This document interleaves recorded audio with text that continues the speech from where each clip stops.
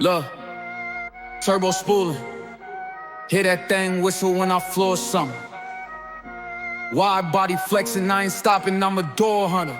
We spinning not during transition. I'm sliding like a ghost running. Yo, what up, YouTube? This is Saw City RC, and welcome back to the lot. Hey, yo, check it right. So in this video, we're gonna be talking about the most hated chassis in the drift community. So in this video, we're gonna talk about these clone or hybrid Sakura chassis that you could find on Amazon, on eBay, Alibaba, and a few other sites. So here's the Amazon list, and I got mine from Amazon. And they run about $132. It's so almost ready to run. You just gotta add your own electronics for $132. It's carbon fiber chassis. So I was like, that sounds like a deal to me. And when I bought this chassis, well, the first one, because I bought two of them. I bought the all black one. That one was a little cheaper. And then I got this, the one with the pink A-arms and shit like that. I got that one second.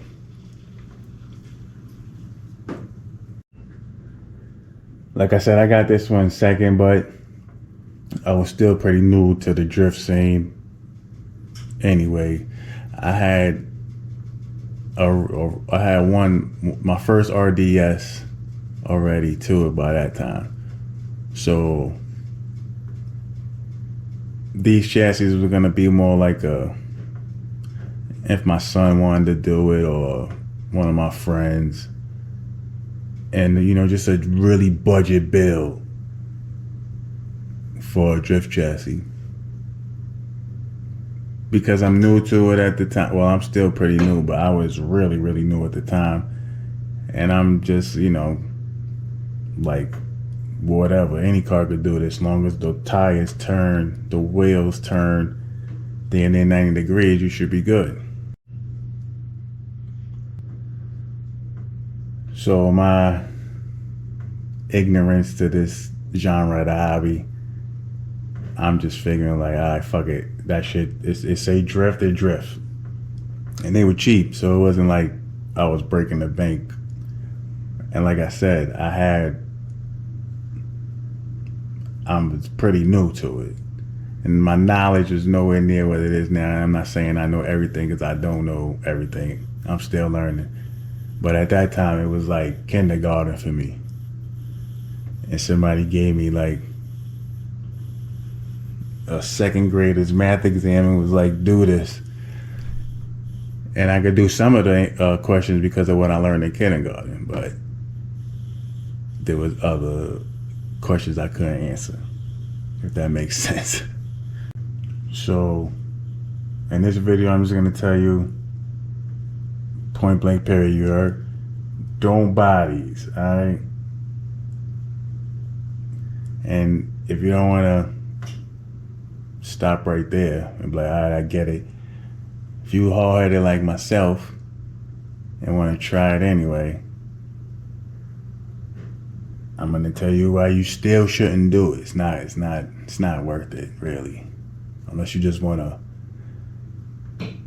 a drift basher, because that's just what I'm gonna do with this. This is gonna be something I'll use outside, or if one of my friends want to try it, I'll give them this to use. So I'm gonna give you the reasons why a new person really shouldn't get one of these chassis. All right, so the first thing is gonna be the slop in the steering. It's really bad. And I've been trying all types of different shims and stuff, and none's really working. As you can see, like it's bad, bro.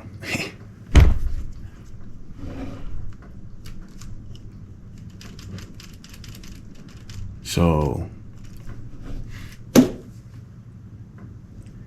especially if you have gyro wobble, it's crazy. But I got that out of it. And I got a cheap, that cheap servo I always show. And then this cheap Onyx system. So it's very low budget electronics, because that's what I bought it for. But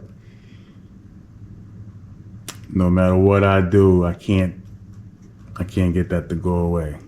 And then when I put the shims in, it threw off my whole alignment. So, and then it was binding, so I just abandoned that whole idea. And I just went back to the way it was. I mean, it's bad because I know what I'm doing now, or I'm more knowledgeable about the drifting. So before I didn't have a clue. I didn't care. It was doing, it was drifting. But now, and it still drifts, but now that I have other chassis, I know the bad things about this chassis. That really it could be fixed, but it's too much effort and time, if you ask me. Look, I'm a DoorHunter. Cut the lights, watch the tires burn up. Night run, shred the town while I'm puffing on the blood. I don't talk, I just let the turbo say what's up. Late night, Sauce City, New York. I be creeping in the mist. Jay-Z and Ghost paint dripping, about to name the shit. Sit S13 with a kit, tuck low, as he grip on the strip. We slide, kick, let the tires get lit.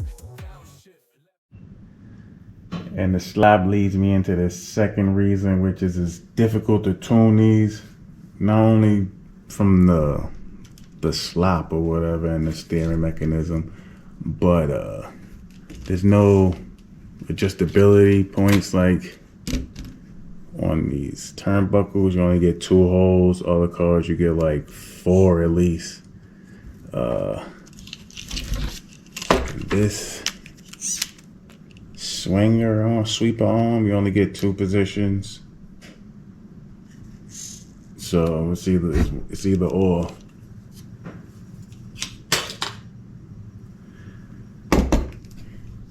And on top of that, with the slop, it's kind of hard to tune them as good as other chassis.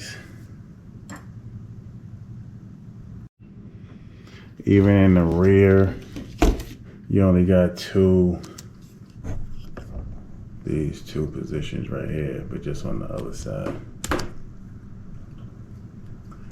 Yeah, so you only get these 2 positions, but you can flip these. I think I already did that. For what reason, I don't remember. But yeah, so, that's what I remember. All right. You can get you can get more adjustability. You just gotta flip it. So the way I have it now, it's like the most outer 2 holes on the A-arms, but if you flip it, you get the inner 2. I just found that out literally like 2 days ago. And if you flip that, this arm right here I was showing earlier, if you flip that, so it's 2 holes, but I guess there's 4 positions. So I misspoke there, I just remembered that. I just found that out the other day though, that if you flip those, that's how you get the other positions.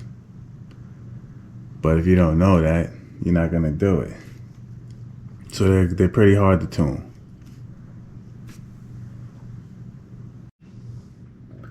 Another thing is the tires that it come with are not even like drift tires. They're like a soft, they're rubber, but they're not like extra soft. They're like a hard rubber tire. I don't know what the fuck I'm talking about. They're like a hard rubber tire, mad grippy. I mean, I try to use them. I used them on something. I don't remember what I had it on. I think a 4-wheel drive car. I might try to use them again outside. Maybe they're like for asphalt or sun. I don't know. but they got a tread and everything. They look good, but they're not like, you can't drift with these on my concrete floor that I drift on in my basement. So yeah, you're gonna have to get like regular drift wheels on top of that. And like I said, this is the second one of these chassis that I bought, but the first one came with like these steely looking wheels. I sold that car, but I kept these. I gave them some better wheels and rims. But anyway, the black chassis, when I say black, I mean all these pink parts of black on that one. It comes with these steelies looking type of rims, and the tires are, you know, the regular hard plastic drift tires we use. I don't know why they did that. I don't know why this one comes with this type of tire, but it's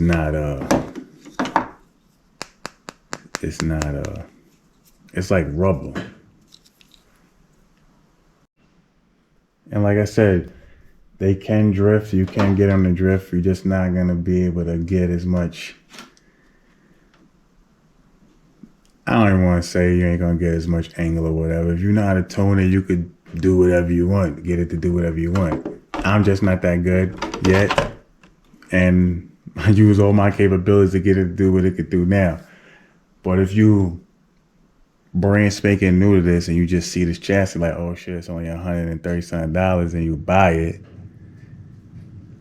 and you try to bring it to a track, you're gonna see the difference. And trust me, I know firsthand. I bought one of these to RC Car World's track, and I couldn't do nothing. Shout out to all those guys I met out there at RC Car World's drift track. They was helping me, giving me setting up my remote and shit like that for me. They not switched, but they told me to flip these links right here to get more clearance around the knuckle. And they helped me, and they got it drifting for me, but man, and I still had a good time, so shout out those dudes. But anyway, I'm saying that to say this. If you brand spanking new, you want to get into RC drifting, do not buy one of these. It's a waste of money, especially with that new Kyosho coming out. Yeah, like I was saying, the new Kyosho, I hope I'm saying that right. But anyway, that's coming out soon for like $250 or less. And it's a ready to run, I believe. So if you a bargain shopper like myself, that's the way to go right there, if you ask me. Then you can upgrade from there. So, and then they got the Real Secure D6, which is under $200, but it's also a kit. And if you watched my channel before, you know how I feel about kits. But the new Kyosho drift chassis that's coming out soon is under $250 ready to run. You can't beat that. Don't even look at one of these. Just get one of those. Save the extra $100 or whatever. But I would just go that route instead of getting one of these hybrid / clones. So yeah, like I was saying, just save that extra $100 or $120, $30 and get that ready to run. That's about to come out from Kyosho for like $250. Alright, I'm up out of here. Look, turbo spooling. Hear that thing whistle when I floor something. Wide body flexing, I ain't stopping, I'm a door hunter. We spinning not during